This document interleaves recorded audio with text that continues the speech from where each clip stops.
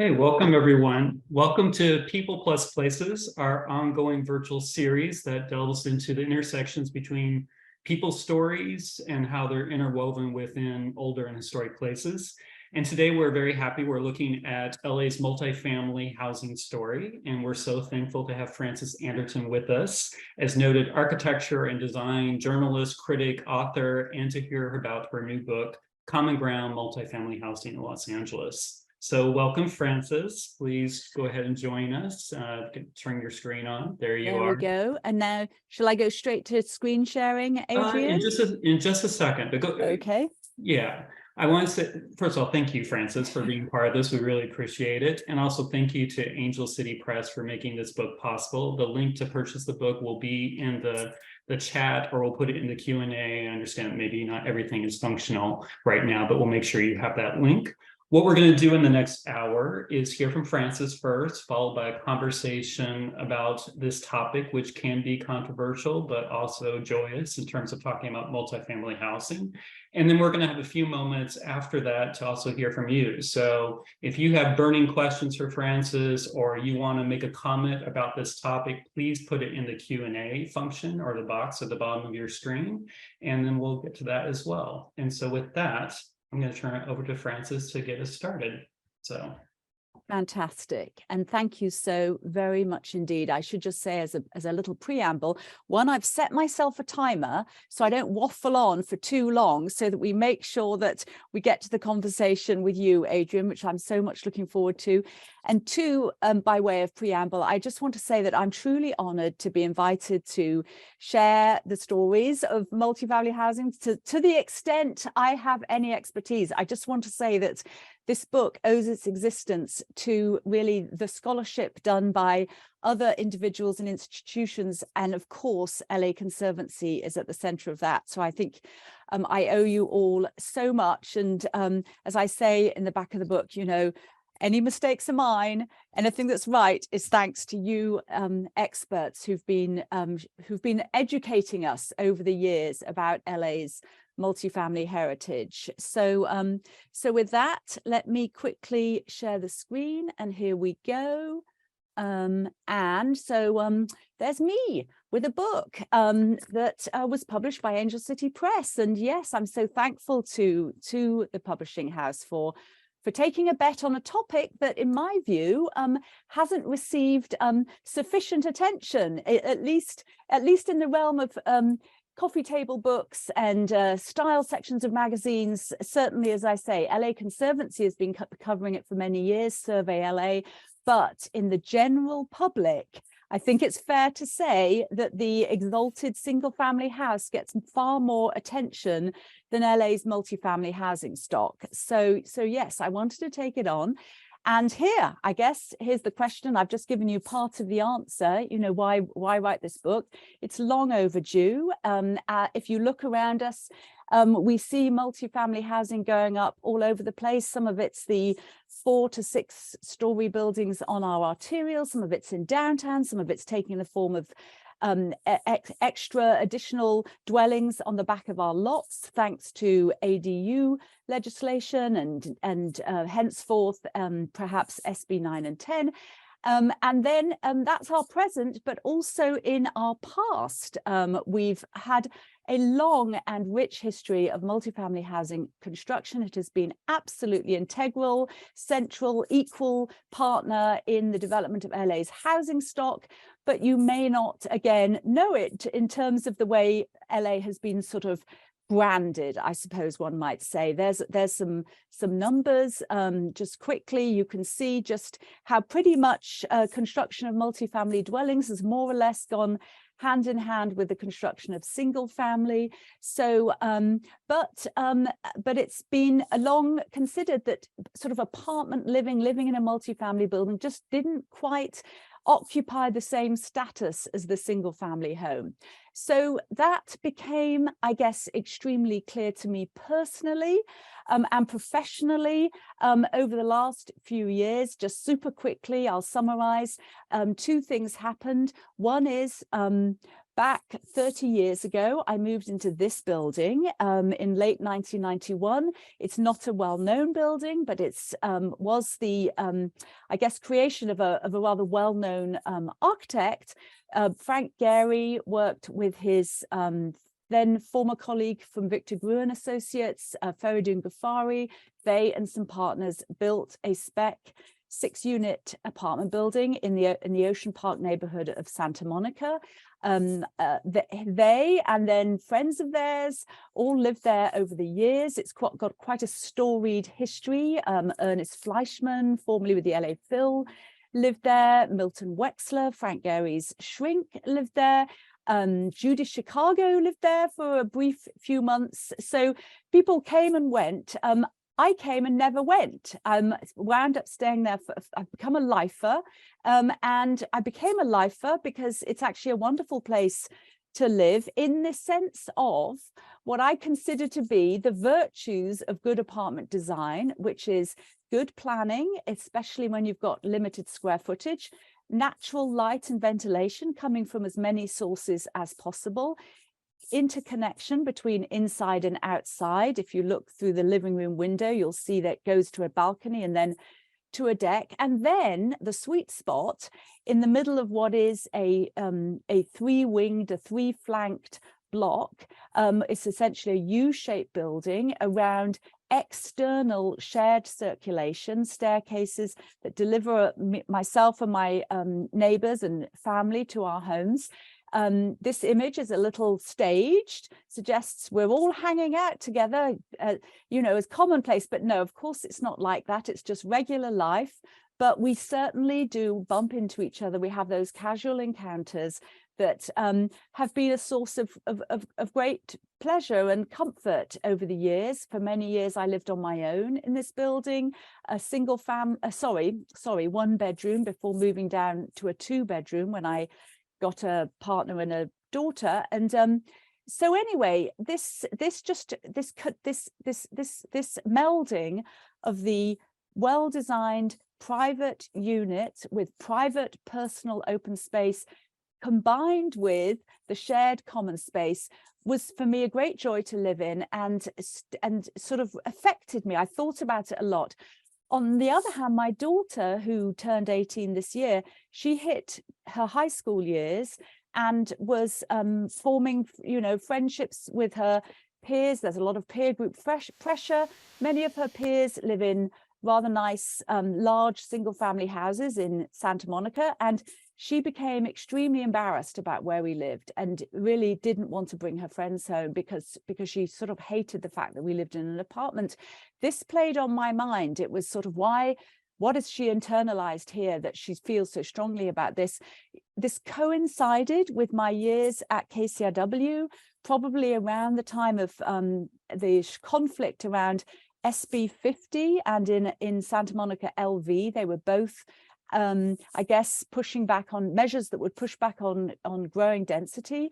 Around about that time, we started doing more and more coverage of the conflicts around more multifamily housing in LA. And even though at KCRW we always presented what we thought was a balanced view of things, I just couldn't help feeling that the undertow to the stories was that multifamily housing was in a way sort of the problem that was encroaching on our much loved, character-filled single family and low-rise neighborhoods. And I felt sort of troubled by this because I felt, you know, there's so many great multifamily buildings, including the one I live in. Some of them are obviously from our wonderful heritage, and some of them are contemporary. I'm a fan of quite a lot of contemporary architecture. And so I saw people I knew in the architecture world building what I thought were extremely well-designed multifamily buildings. And I just felt that the whole past present was getting sort of its virtues were being, let's say, slightly overshadowed. So anyway, I just wanted to sort of set the record straight and proposed this book, and Angel City Press said yes. And I want to absolutely make clear that this is only a starter. It's an appetizer. There are hundreds and thousands of marvelous multifamily buildings. Some of them were shown in your setup, and I couldn't cover them all. But anyway, and what I did have to do was actually make some choices. So, I didn't show you yet. This is the plan of our building. You can just see how it works out configuration wise. This is actually Frank Gary's mother visiting the building at one point when Frank's sister was living here, Doreen Gary Nelson. So anyway, if we jump forward a bit, I've already taken up way too much time. This is LA, by the way, 1930, downtown LA. We all know downtown LA was pretty dense in its early days, but anyway, just in case you needed a reminder, this is downtown Los Angeles, 1913, and already apartments are spreading way beyond what we now understand to be the boundaries of DTLA. So anyway, so next thing, let me just take a swig of Earl Grey tea here. So next thing, why the title Common Ground? Well, essentially, I've just explained my own apartment building. It was that experience that I was interested in finding building types, multifamily building types in LA that incorporated this combination of the sort of well-designed apartment and the kind of shared common space. The notion that in LA, we are so used to the more solitary lifestyle delivered by the single family home, car-based, drive your car, put it in the garage, get into your home. It's very much sought after for many people, but there is this other way of living in LA, which one, you may not own it. You may be a renter like us, and two, you may be living in a little mini community that is your home, where you might have 6 units like ours. It could be 10, it could be 15, it could be Village Green with 600. But anyway, there is this other way in which many of us have lived, which has been in these little self-contained communities, and that's what I wanted to find. And just as a little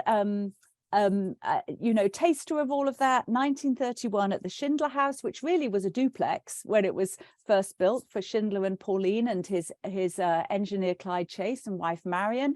And we all know they had it became a wonderful magnet for outre parties and cultural activities, and also Thanksgiving 1931 right now to 2022. And this is a building in Santa Monica, Michael Falonis, architect, figuring out a way to turn 360 unit building for an out-of-town developer, how to make it a kind of humane and habitable place. And he does it in rather clever ways in breaking down scale. But as with a lot of contemporary buildings, the social space goes onto the roof. So that's Millennium Santa Monica and some of its residents. So if I jump through bungalow courts, you guys need not to be educated about what a bungalow court is, but here's one of the very early ones that's still extant in its original location, Bowen Court in Pasadena, around 1911.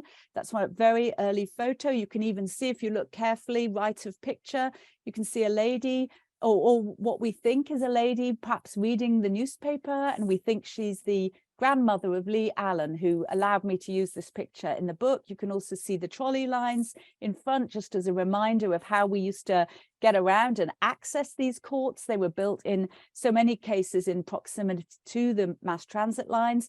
And here it is today. We know that when there was money to spare, the builders really gave them wonderful landscaping as well. There might be a gardener as part of the as part of the living experience there. And Bowen Court didn't stint on absolutely marvelous landscaping, which is now today like a wonderful Garden of Eden. So anyway, another court back picture from the early days, Gibson Court. Who are these people? You said earlier, Adrian, that these people and places stories about the people. And who are these people? I'm fascinated by them. And much of my book is it's partly architecture history, it's partly housing policy, racial issues intertwined with housing policy. It's partly that, but it's, I think, primarily the story of people, the lived experience of these places. Oh, any of you that know Echo Park, Spicy Watermelon, also Big Mama, that was a bit later, the 30s. I have a whole section on the modernist strand of court development, and here's our great Irving Gill out in Sierra Madre with the F.B. Lewis courts, 1910. I mean, so radically early, and that's a little portion of it today. It's not quite in such a great shape today, but that's a little bit that's left. And there, of course, Horatio West in Santa Monica, also Irving Gill. That's just one of the dwellings in the 4 that are around the Cruciform Court. That's in my own neighborhood of Ocean Park, and I think we all agree an absolute classic. There's Schindler House. Here we get to the more period revival styles, the great Zweibels, Nina and Arthur Zweibel. This is just one of their spectacular courtyard buildings, Andalusian evocation built in the 1920s. This one, 1928, El Cabrillo, photographed by my great friend Art Gray, who did a lot of the photos in the book. Actually, this was when it went. Many of these buildings, as we know, they were built, then they went through various ups and downs. This one went down and then became restored as condos. This was when it was restored. Zoltan Parley, who's restored a number of buildings. Here's the marvelous Villa d'Este by the Davis brothers, photographed here by Tim Street Porter. And what I absolutely just adore about this building and many of the other great courtyard buildings is this notion of secrecy, and the fact that you have your little dark corridor that you go through, and then you enter into the sort of the paradise garden. Again, I don't need to educate you about that, but I can say I learned to love that sort of more, I think, than I'd appreciated till working on the book. Here's the great Manola Court, built over 16 years actually by Schindler for Hermann Sachs, ceramicist, and really does have the feeling of a tumble down hill town because it was sort of accretive. You know, the buildings were aggregated, some of them adapted, each one distinct and different, but and all centered around this stepped court in the middle. Absolutely marvelous. We jump to well, actually more or less the same period, Richard Neutra in Westwood Village, 1937. You know that he did a number of apartment complexes in Westwood Village. They're all interesting. This one just seems to be a standout in terms of being the kind of, I guess, international style take on the stepped bungalow court. There's Michael Webb in the picture to the right talking with Bill Bouchy, and in the picture to the left I'm talking with Bill. They both are residents of Strathmore, kept immaculately, and as you know, when it was built, very much recapturing the same theme stylistically in terms of kind of architecture as a venue for health and cleanliness, as were played out in the Lovell House, but here on a smaller scale and in this way that delivers actually what I have in my own home, this combination of the very much the private unit, but also connected to this shared spine where people have these casual encounters but don't feel like they live on top of each other in a way that's in any way sort of encroaching. So and when it was opened, as with the Lovell House, stark, Spartan, kind of off-putting to some people, but Neutra, as we know, believed in the integration of humankind and the landscape and building, and I guess he was proved right in the end, because the landscape is flourished. The ratio of building to land, you know, gives the benefit to the land, and so it's like Bowen Court. It's an incredible garden. I mean, Michael Webb calls it a jungle. And the buildings, you can almost barely see them these days, but there they are, the stark difference, the stark they just, the interplay of the orthogonal white and glass and silver painted wood frames, you know, against the leafiness is so wonderful. So anyway, then we get to a bit later. I'm sure all of you can recognize your friend Chris Nichols over here on the right. This was an event, actually. It took place in 2012 at the wonderful Hollywood Riviera, Ed Fickett. We get to that period as Alan Hess, you know, I quote him in the book, and he talks about sort of Googie entering the apartment living as well, and the gunite swimming pool becoming so popular. You have it in the single family house. Now you also get it in the apartment building. So the courtyard, you know, the tiki landscaping enters in, the pools, party time, leisure, Mai Tais, you know, so the apartment buildings start to reflect sort of their time as we move on.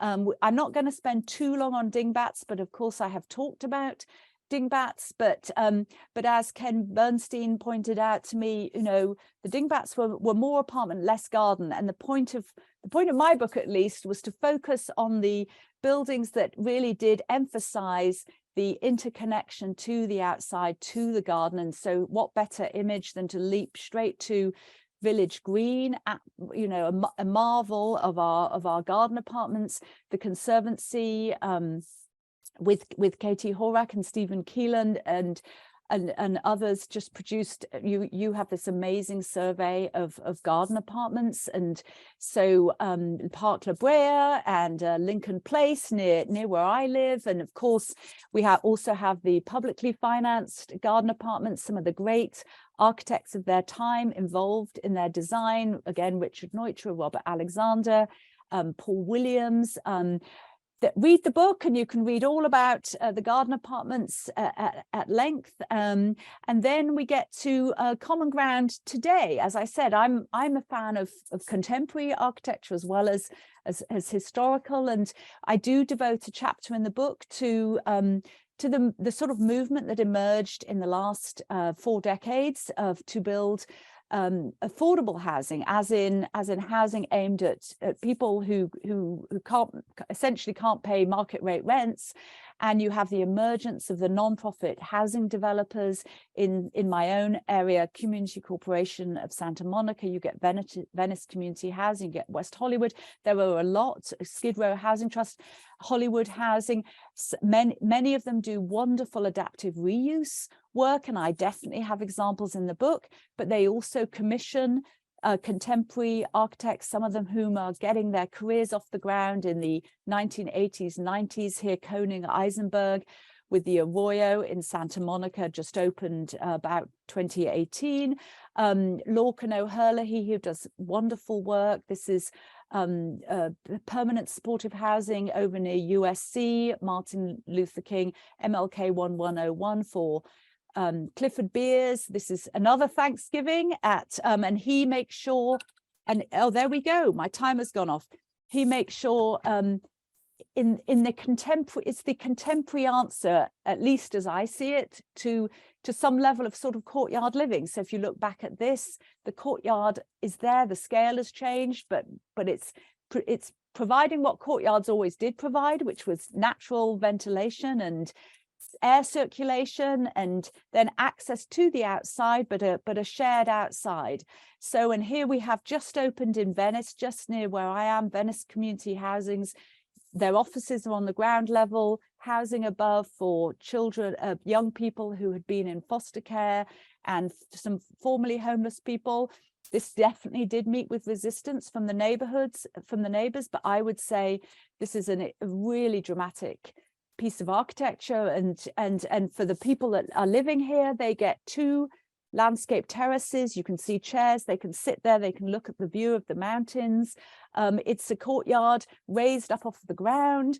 Brooks and Scarpa, who designed this, are very keenly aware of the courtyard history in Los Angeles, and want to integrate it into their work in new and contemporary ways. So when we're getting big here, that was one Santa Fe, by the way. That's you know, market rate with inclusionary housing in the Arts District. We're getting to a whole different scale of multifamily. And there, I could rattle on, but I'll finish here just so we can jump to the questions. This, as I said earlier, the sort of common space is kind of moving to the roof. We've seen over the last 15 years, probably more and more structures go up where where socializing is taking place on the roof level. The fifth elevation, as it's sometimes referred to, this is KFA. They do a lot of housing, multifamily housing work around town. This is one of their buildings on, this is a building they completed recently on Pico Boulevard.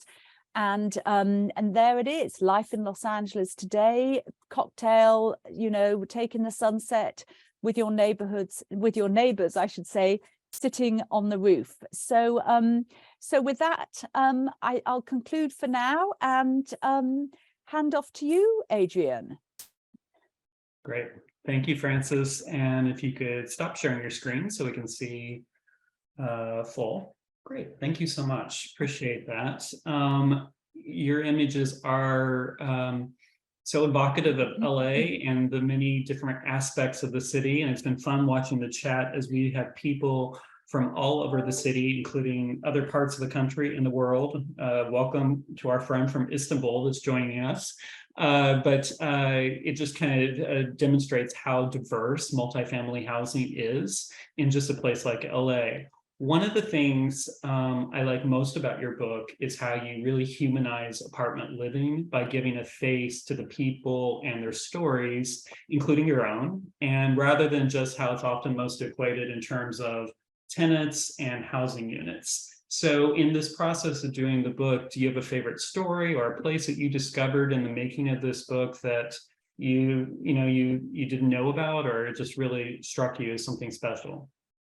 Oh my goodness, so many. And I will just actually sort of answer by taking up something you just said. You just used the word unit. You referenced the fact of the tenant and the unit. And one of the things that Angel City Press and I did have a discussion about was, okay, are we going to subtitle this book Common Ground multi-unit living in Los Angeles, or multi-unit housing, or multifamily? And there was a debate about that. And the reason why is because increasingly a lot of developers and architects are referring to multifamily as multi-unit. And the rationale is family. It's not, the households have changed. It's not like families, the nuclear family is living in all these units and there's all sorts of households, so better to call these units. Well, we felt sort of the converse. We felt unit was too kind of anonymous and inhuman. To me, it said product. A unit is a product, that the real estate, that the property owner is sort of selling you a product, whereas a multifamily evokes people.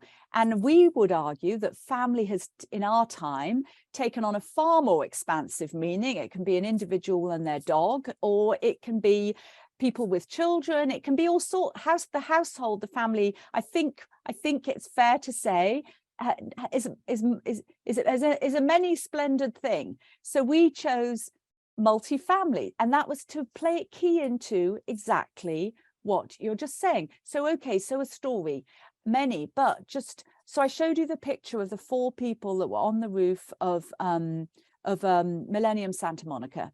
And Millennium Santa Monica, on the one hand, you could look at it and just think, this is one of these ginormous blocks that's going up on our thoroughfares. It's kind of borderline scary in its scale.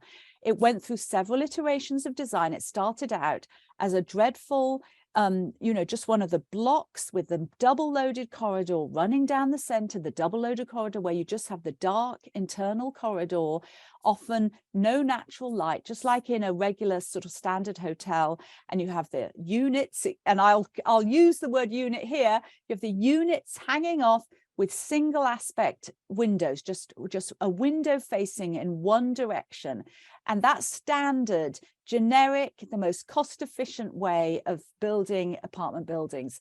Or at least that's what developers will tell you is the most cost efficient way. So anyway, Millennium Santa Monica started out like that, and it got changed and changed and changed. And Michael Falonis figured out a way to break up the blocks and introduce light coming in from multiple aspects, and he was able to domesticate and humanize the scale of the building. Well, it's still, initially, it was this empty building that needed to be filled up with people. Well, it pretty much one of the first couples to move in was the couple that are to the left of the picture that I showed you earlier, and they move in and they take up space. They have a unit that I think it's really like, can't be more than 700 square feet. Well, anyway, they discover that there's this roof, and on the roof there isn't that much going on at that point. So they decide they're going to go up there with the planters. So they put the planters on the roof. And then there's the swimming pool that's down at the front, because this is a mixture of market rate and affordable. So there's the pool. So then they decide they're going to have the yoga, but they're going to start yoga, and then they're going to start the breathing class. And before you know it, they've got this whole, more people move in. It's still not full, but more people move in, and they've become like the unofficial sort of mayor.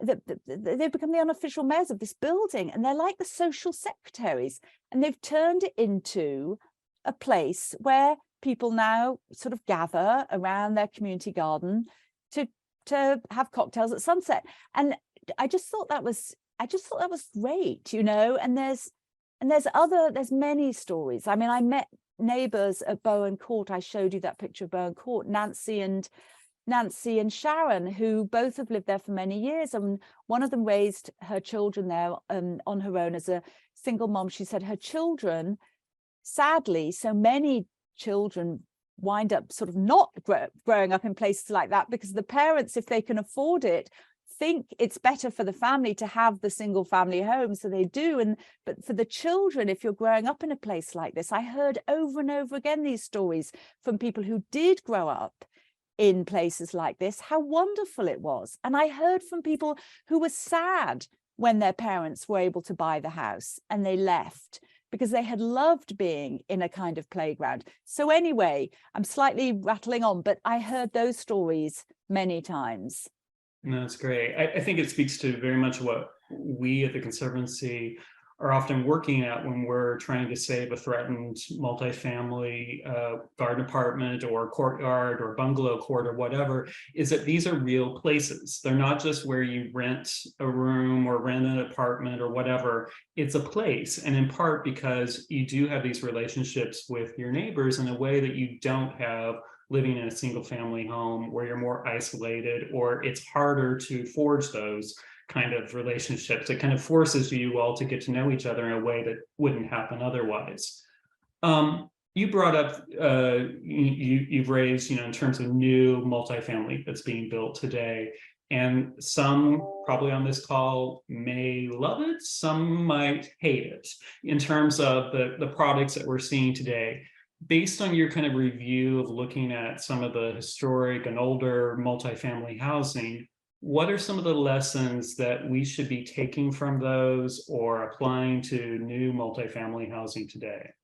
I love that question, and I'm going to get to it in 2 seconds. And before I do, I'm just going to remind people on the call how much the dingbat was hated when it appeared. And now we're we feel a great affection to the dingbat, and we're trying to save them. So time can certainly heal wounds, you know. And having said that, there are definitely buildings going up today that I don't think time will heal. You know, I think there are some that are truly awful, but I think there are many that may seem off-putting right now, but actually will stand the test of time, and we will be trying to save those too.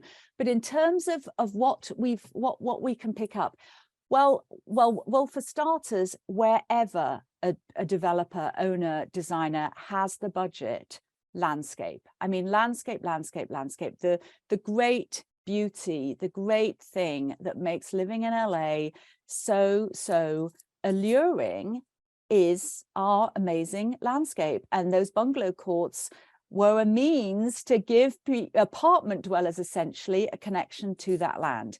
Of course, for all the reasons we understand, including economics, it's so difficult to achieve that today. So sometimes the garden's going up onto the roof. I could show you other images, they're in the book, of dwellings like Beverly Hills, Garden House in Beverly Hills, designed by the Chinese architect Ma Yan Song, who has an office here. He's building the Lucas Museum in Exposition Park. And there's an extraordinary garden going up the wall. There's a garden on the roof. It's obviously surreal in some ways, but it's really imaginative. And we all know LA has a strong capacity for fantasy and stage sets. So in a way, yes, this is something of a stage set, but it's kind of remarkable. The same for Treehouse Co-Living in the book, an extraordinary garden on the roof. So I would say wherever possible to figure out a way to integrate nature, we have to have it. The buildings that are really off-putting are arid, among other things, I think. So another thing that really struck me over and over again in terms of the stories that I heard from people that then informed sort of my takeaways was I think what people love about some of these spaces built over the decades, is a sense of the self-contained community, like a sense of some level of secrecy. LA is a sort of big, sprawling, anonymous place, and it's not a village. It's not somewhere where you step out and you just sort of meet people you know. So in some ways, and it's also not a place with a really jam-packed urban realm like a New York or London, where you step out and there's activity on the street. So there's been a kind of a different kind of a lifestyle that has sort of emerged in Los Angeles, and it is private, and it's so obviously the single family home fulfills that to the max. But with these, whether it's the bungalow court, whether it's the Spanish inspired, even Islamic inspired courts of the 1920s, whether it's the bigger courts, whether it's even some of the contemporary iterations, there's something magical about the self-contained, somewhat secret space. And like Villa d'Este, that little corridor that goes through, and you can just get a glimpse as a pedestrian on the street.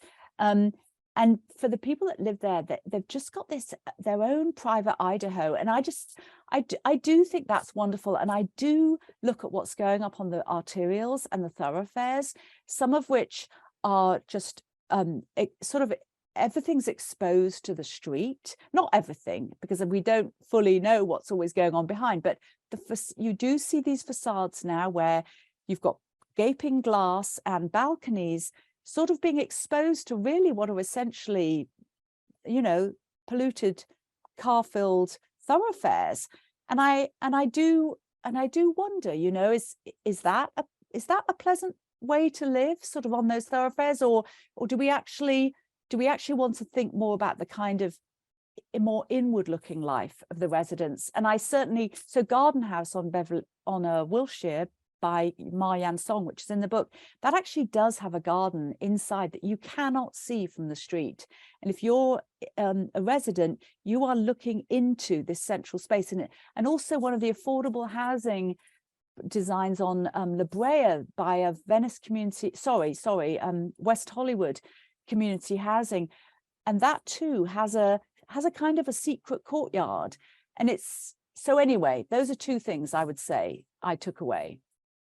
No, those are good points. I often see some of the new developments, and you're talking about the small little balconies, sometimes that they're part of the open space equation for new developments, like, that count that as open space.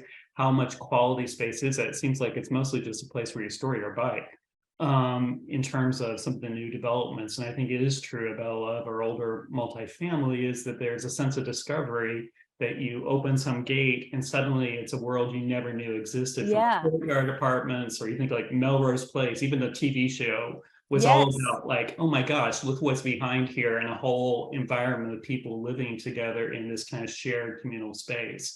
And thank you for bringing, sorry to talk over you, but thank you for bringing up Melrose Place, because when I pitched the book to Angel City Press, I guess I was working with the wonderful team at Angel City Press, but none of them was exactly my age. So therefore, they were either younger or older. So therefore, they weren't as familiar with Melrose Place as I was. And I had to, and I had to like fight for the right to mention Melrose Place, because, and in fact, there is a photo in the book of the El Pueblo actual apartment building that was used as the opening shot in Melrose Place, because I thought it was vital, because actually whenever I spoke to people about this topic, if they were kind of more or less my generation, i.e. they were sort of in their 20s in the 1990s, it was like, oh, you mean Melrose Place? And I would say, yes, except not only beautiful people under 30. It was like Melrose Place for regular people who might live there to the end of their lives, you know, that this can be an option in Los Angeles.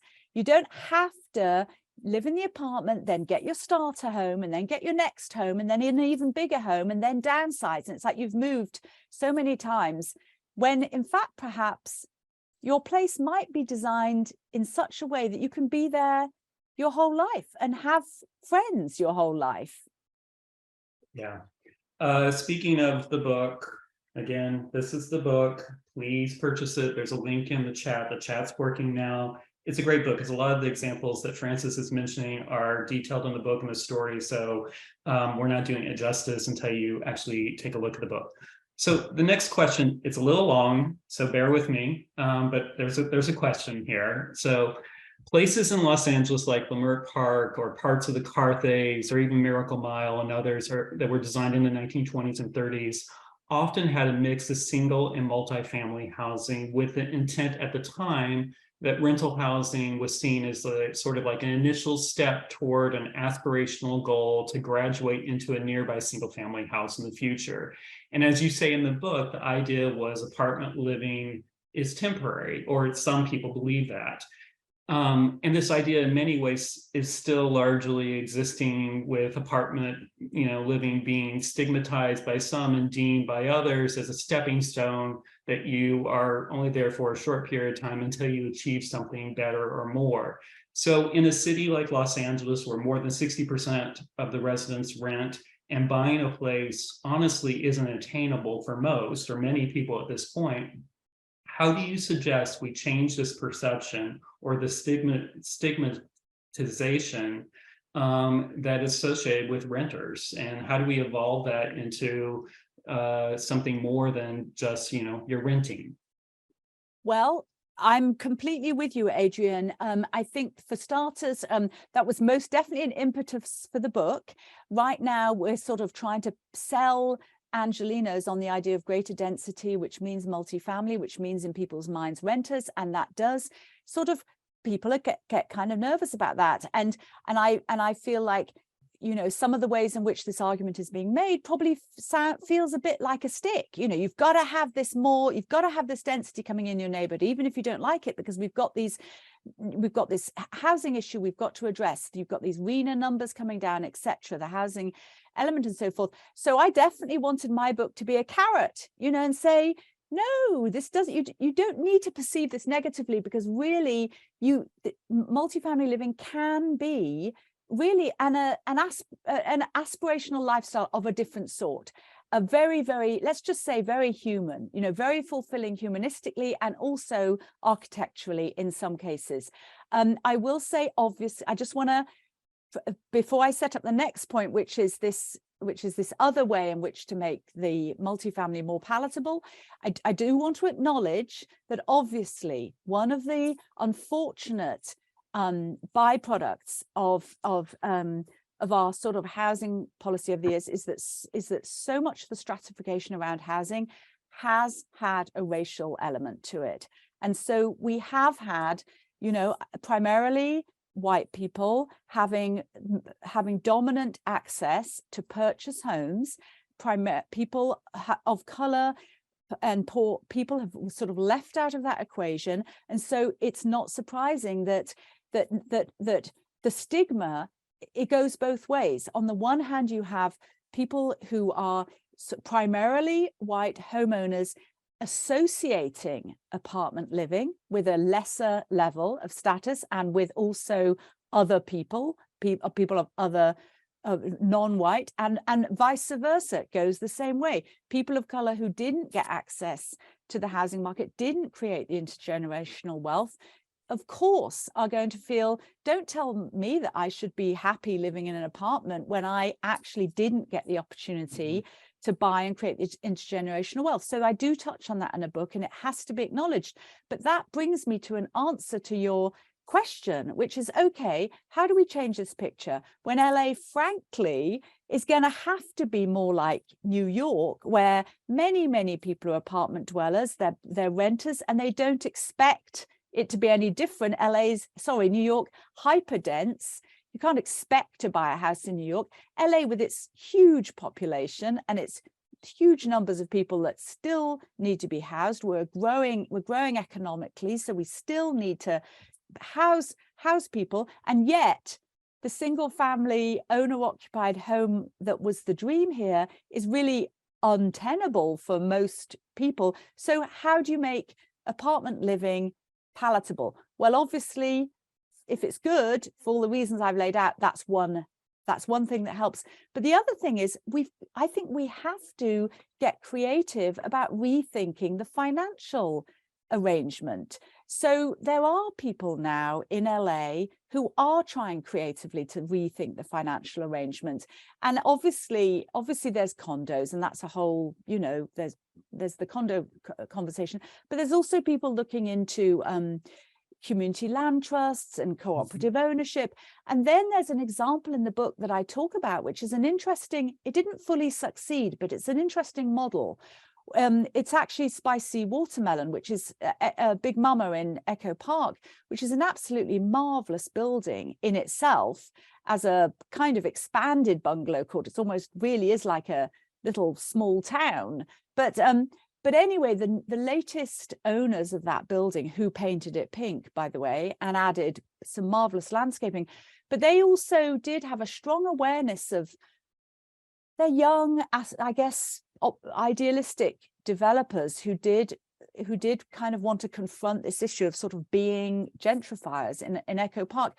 And they came up with this idea of being a social benefit, I think it's called, social benefit corporation. I'll have to check the exact wording, but anyway, a corporation that sort of has some, I guess, a moral dimension to it and does right by its has sort of, I guess, sort of ethical values, does right by ethics. And they established at the start of 2020, I think it was, it was a REIT, you know, a real estate investment trust, which builds so many of these buildings that are going up now. They established this REIT whereby renters in the building, as well as people in the neighborhood, even people beyond the neighborhood, could buy shares in the REIT. And it didn't fully work. And I think I'd love to know more details about why it didn't fully work. They've sort of attributed it to the pandemic and it being a difficult time to get investors, partly because part of their their social benefit corporation was to help out the renters when they had difficulty with paying the rent during the pandemic. And so it was a bit of a complicated time. But anyway, the fact is they were trying to think creatively about recalibrating that relationship, that asymmetric economic relationship between renter and owner. And I just think we have to do that. I think that homeowners get a tax break. They get a nice tax break, and then they can hand on their home to their children. What can renters have that somehow, I mean, that was created. The government, you know, felt it was in the national interest to support, to incentivize home ownership. Well, what isn't it in the national interest, or at least in our local interest, to figure out how to adjust those dynamics? So I guess those are the things I think we may have to start thinking about.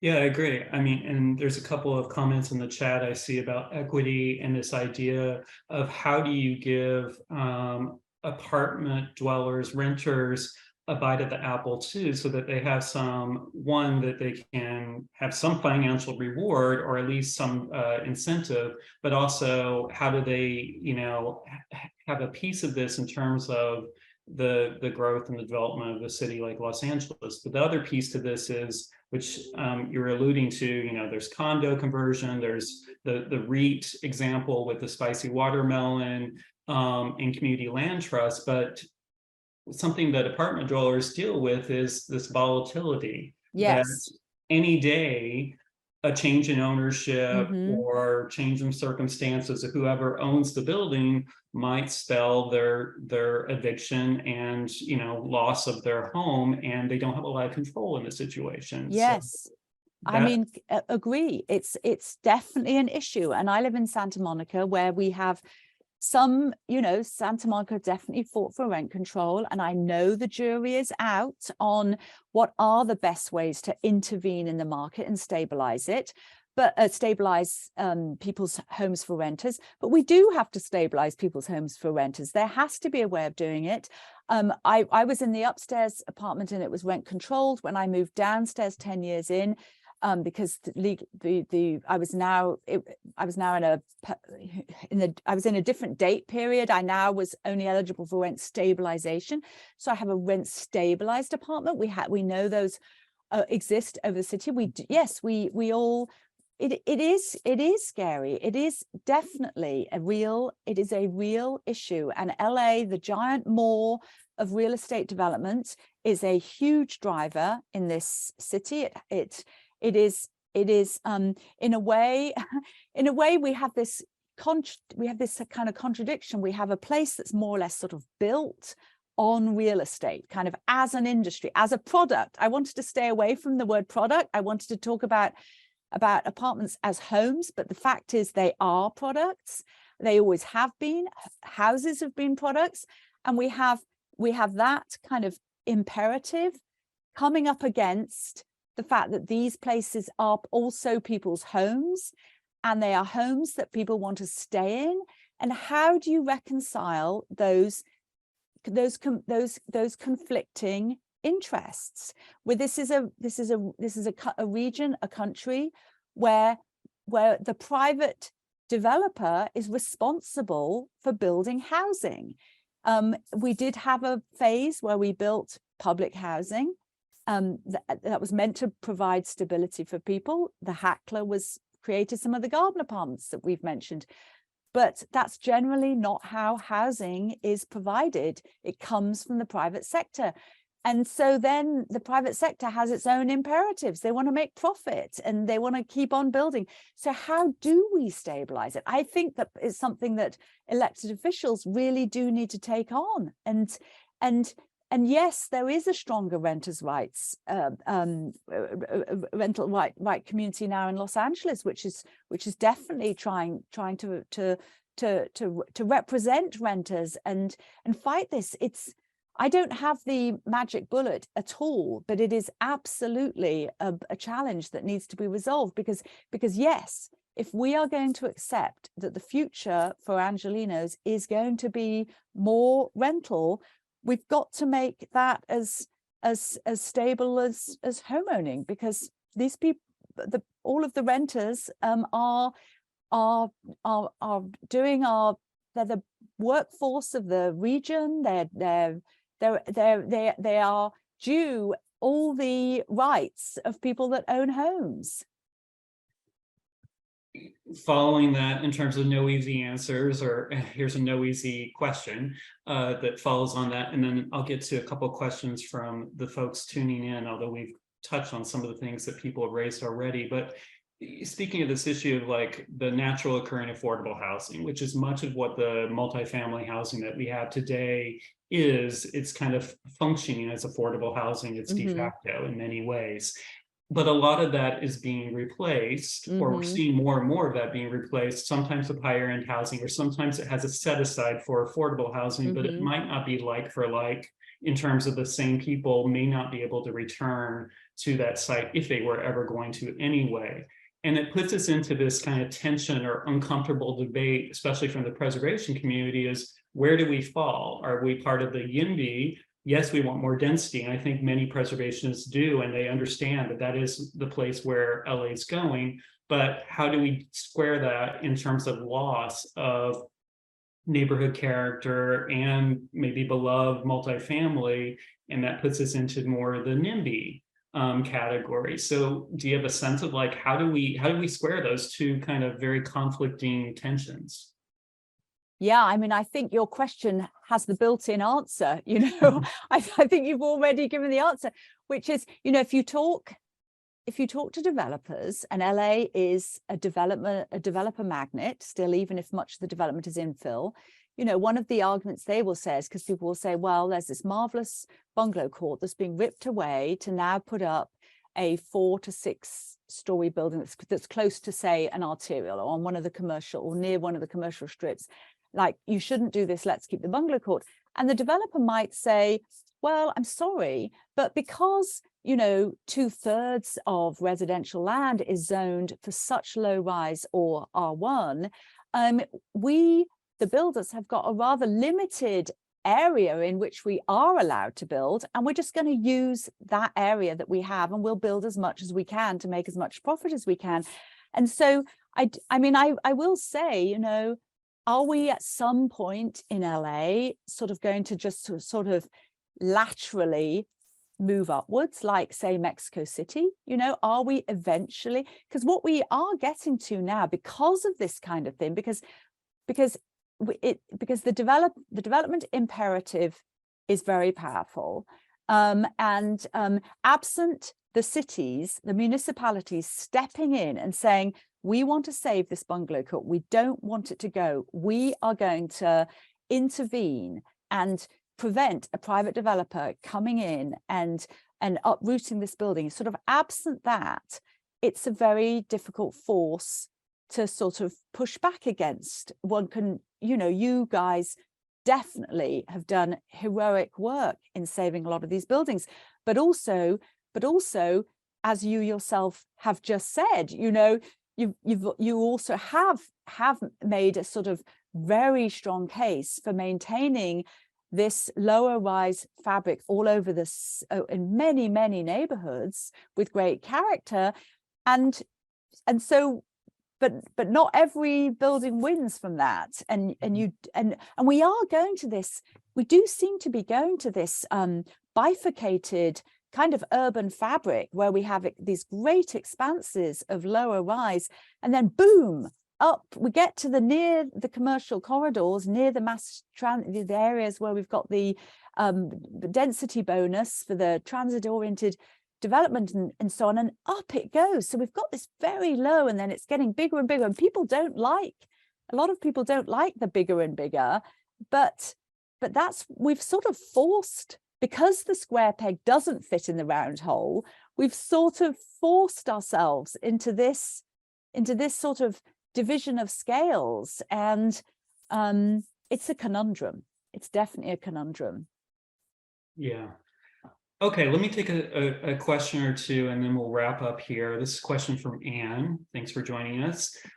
She asked, don't you think the very high rents now for many rentals in the new multi-tenants will mean the residents are more short-term and that the communal life is less likely to develop? No matter the rooftop courtyard seems more like hotel living in some aspects. What do you think about that? Oh, I think she's right. I think that is absolutely true, because people who can afford some of those rents will move on. But that was always the case. It was always the case. A lot of people who moved into bungalow courts, dingbats, as you yourself laid out, it was still considered the apartment you got before you then went into your starter home, if you were able to afford it. So, and I will say also that there's something else that's happened in LA that has changed, I think, from those early days, which is homeowners themselves have become somewhat transient because their homes are so valuable. We now have house flipping on a level that you never used to have. And so homeowner neighborhoods are also, I think, arguably somewhat less fixed than they were for a while, when people didn't treat their homes as ATMs. So, or put an ADU in the back, but or rather turn their home over to become an Airbnb. So I think the homeowner class is also not necessarily quite as fixed. So I agree, it is an issue, but I think it always has been, and I think that you will find for every Sharon and Nancy that has lived at Bowen Court for years, or myself in my apartment lived here for years, I have seen neighbors just come and go over the years. It's so I think I think it's true, but I don't think it's exclusive to now. I think we have raised more problems than solutions, but that's part of the nature of this conversation and this topic around housing, multifamily housing. We're at our time zone, but to end, but I do want to ask one last question. It should be an easy question, or maybe it'll be a really hard question for you, Frances. I don't know. Do you have a favorite place in terms of multifamily housing? Maybe it's where you live, but do you have a favorite? Oh gosh. You know, if you'd asked me this before I wrote the book, I probably would have said Village Green. Oh, yeah. And I still love it. But just doing all the research, going to all the places, I'm okay. I am going to tell you a favorite place. Do I have 3 minutes to unfold the story? Go for it. It's the place that I end the book on, and it's purely individually, organically created. Over the course of doing the book, I met a couple called Tom and Bill. Tom and Bill bought a lot near me in Ocean Park. They built a house. They then bought the next 3 lots, which had little cottages on them. They could have ripped them down and built something on their place. They didn't. Instead, they brought in the fantastic landscape designer, Jay Griffith, followed by another fantastic landscaper, Sean Knibb. They turned this entire 4 lots into a Garden of Eden, incredible landscaped place that everybody gets to share. The garden has little private outdoor rooms. It's become a place for something like 15 people. There's several households. They are the benevolent landlord in the true sense of the word. And they call it Tales of the City South. I love Tales of the City by Armistead Maupin. They call it The Compound. They call it Tales of the City South. And that's a truly magical place. So there you go. That's my pick. That's a good pick. Thank you, Frances. Thank you for being with us today. Thank everyone for being with us today. Thank you for writing the book because it's very topical, relevant to LA and what it's going through, but also for us to look back and understand this isn't the first time we've had a boom period in terms of multifamily, but what can we be learning from, and also what can we be keeping from that type of development from the past. So we appreciate you being part of this and everyone being part of this. So thank you for joining People Plus Places. And we'll have this up on our YouTube channel very shortly. And please share it widely. And again, buy the book. Again, thank you so much for being part of this. Thank you. Thank you for having me. I really appreciate it. Yeah, absolutely. Bye, everyone.